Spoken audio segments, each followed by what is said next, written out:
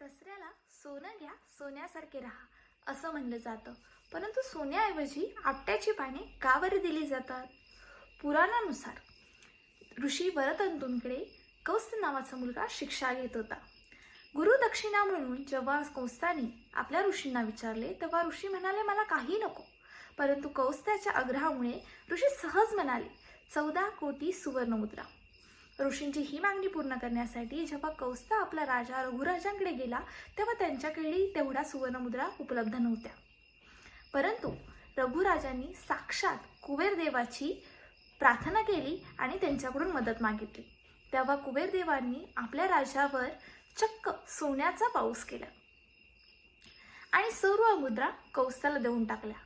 परंतु कौत्साने गरजेपुरत्याच मुद्रा घेतला आणि उरलेल्या ज्या मुद्रा होत्या त्या आपट्याच्या झाडाखाली ठेवल्या आणि प्रजेला लुटण्यासाठी ठेवल्या. तो दिवस होता दसऱ्याचा.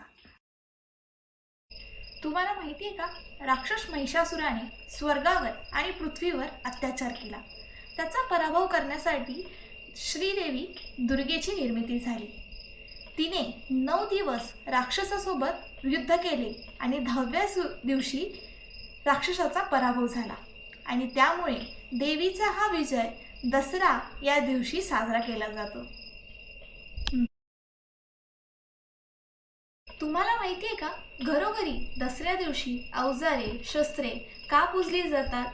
महाभारतातील एका कथेनुसार पांडव जेव्हा वनवासाला चालले होते तेव्हा त्यांनी शस्त्रे शमीच्या झाडाखाली लपवून ठेवली होती. 13 वर्षानंतर पांडवांनी ती शस्त्रे पुन्हा उचलली आणि तो दिवस होता दसऱ्याचा आणि त्यामुळे घरोघरी या दिवशी अवजारे पूजली जातात. तुम्हा सर्वांना दसऱ्याच्या खूप खूप शुभेच्छा. सोनं घ्या सोन्यासारखे राहा.